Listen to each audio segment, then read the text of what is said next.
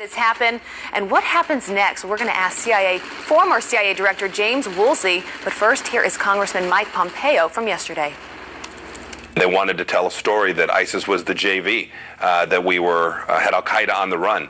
And so everyone in the administration understood that the story that you wanted to tell to your leaders, if you wanted to get promoted, if you wanted to be successful, was one of success.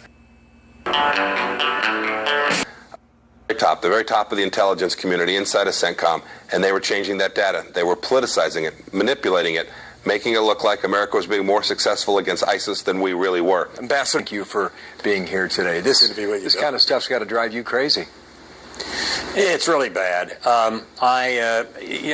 If you are in the intelligence business and you're cooking the results in order to make your boss happy or to respond to some nuanced comment from some superior, you're worse than worthless.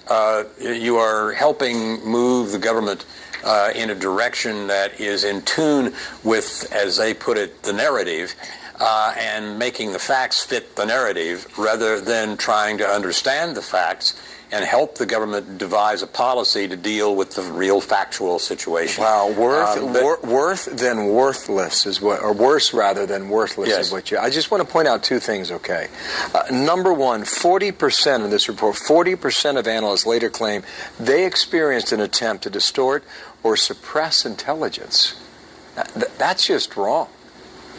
It's bad. I mean, it is something that just has to get fixed. And you start, I think, at the top with the Director of National Intelligence, and on the CIA side with the Director of the CIA, and on the military side with the senior people in DIA and otherwise, and go through and question people about what happened and why this says this and why this says that. I think probably they ought to move relatively quickly toward congressional hearings. The intelligence committees need to get on top of this in the House and Senate. The people need to understand what has been done, because this is a virus, and if people get used to living with it, it metastasizes, and this is just something that's got to get fixed. Who do you call first to testify? Well, having been general counsel of the Senate Armed Services Committee and done these intelligence matters for the Senate back in ancient times, back in the 70s, I would first get together with the two intelligence committee chairmen and talk through the issue with them and help them decide who they would want to call.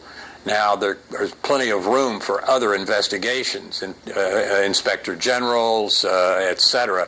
But this is the sort of thing that the people of the United States have a real interest in getting their government to get right, and making sure that the people who did this and put a spin on everything and made things go this way, getting straight who they are is crucial. And one thing, can I make just one more point here? And I think this is very important, because what the report suggests is that we were relying on details from our coalition forces and partners rather than our own or more objective intel. And you just can't do that. When you're trying to assess world matters that mean life and death, and do it objectively. Yes, well, it depends on the partner. I mean, I've worked with the Brits over a number of different jobs, and they're great. And it depends on who you're working with. But you can't let your system just respond to winks and nods. It was nearly 1,000 years ago that Henry II got the Archbishop of Canterbury, Thomas of Becket, murdered in the cathedral. And he never gave an order. He just said one day, "Will not someone rid me of this turbulent priest?"